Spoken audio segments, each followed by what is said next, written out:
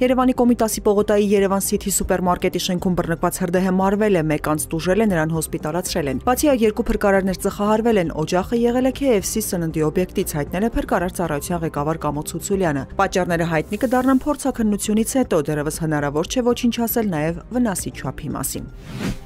Նախընտրական ցուցակի համար առաջադրման դեպքում տեխնացուները միշտ էլ վճարում են արել եւ ֆինանսական ներդրում ունեցել, հայտարարել է Նիկոլ Փաշինյանը, մեկնաբանելով քաղաքացիական պայմանագիր կուսակցության ցուցակով խորհրդարանական ընտրություններին առաջադրվելու համար վճարելու պարտավորությունը։ Իսկ թե ինչու պետք է կուսակցականներն առաջադրման համար վճարեն 500,000 դրամ, իսկ ոչ կուսակցականները 1.5 միլիոն դրամ, Փաշինյանը պարզաբանել է, այսպիսով փորձել են պահել հավասարությունը, կուսակցականներն այս ընթացքում անդամավճար են վճարում եւ հիմա ընդամենը հաշվարկել են գնային մոտավոր տարբերությունը։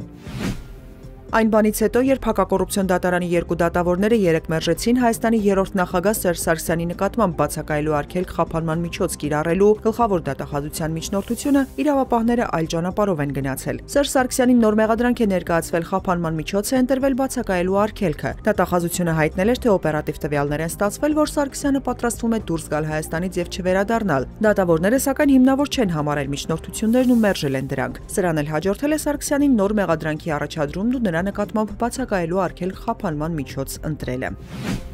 Ազգային ժողովի նախկին падգամավոր Սյունիքի նախկին մարզպետ Վահե Հակոբյանի նկատմամբ հետախուզում է հայտարարվել, հայտնել են Սպուտնիկ Արմենիայի աղբյուրները։ Պարզ չէ, թե ինչ գործով է հետախուզում հայտարարվել։ Վահե Հակոբյանի նկատմամբ 2019 թվականին քրեական գործ էր հարուցվել յուրացման չարաշահումների եւ պաշտոնեական կեղծիքի հոդվածներով։ Քրեական գործի նյութերի համաձայն նախկին մարզպետ Վահե Հակոբյանը, նրա երկու օգնականներն ու վարորդը 2017-ից 18 թվականներին աշխատանքի չեն հաճախել, բայց աշխատավարձ են ստացել։ Հյուսիս-հարավ Մայրուղու շրջանակում կառուցվող Քաջարան-Ագարակ նոր ճանապարհը այս տարեվերջին պատրաստ կլինի 30%-ով։ Փոխվարչապետ Տիգրան Խաչատրյանի տեղեկացմամբ աշխատանքների ընդհանուր արժեքը գնահատվում է $214 միլիոն,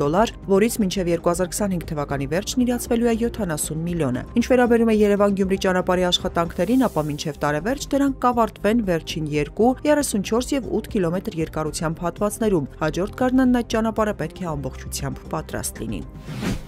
Վրաստանի դատախազությունը հայտարարել է 8 քաղաքական գործիչների, բանտարկված նախկին նախագահ Միխայիլ Սաակաշվիլիի, ընդդիմադիր գործիչներ Գեորգի Վաշաձեի, Նիկա Գվարամիայի, Նիկա Մելիայի, Զուրաբ Ջափարիձեի եւ Էլենե Խոշտարյայի, ինչպես նաեւ Լելոյի առաջնորդներ Մամուկա Խազարաձեի եւ Բադրի Ջափարիձեի դեմ քրեական հետապնդման մասին։ Նրանք մեղադրվում են պետության դեմ հանցագործությունների համար։ Մեղադրյալների մեծ մասն արդեն իսկ տարբեր մեղադրանքներով ազատազրկված է։ Եվրամիությունը պատրաստվում է խստացնել դաշինքի տարածք ռուսաստանցիների մուտքի սահմանափակումները, դադարեցվելու է բազմակի մուտքի հնարավորությամբ շենգենյան վիզաների տրամադրումը։ Եվրոպական աղբյուրների հաղորդմամբ որոշումը կարող է կայացվել արդեն այս շաբաթ։ Այդ դեպքում Ռուսաստանի քաղաքացիները կկարողանան միայն մեկ անգամյա մուտքի վիզաներ ստանալ, բացառությամբ մարդասիրական նշանակության դեպքերի։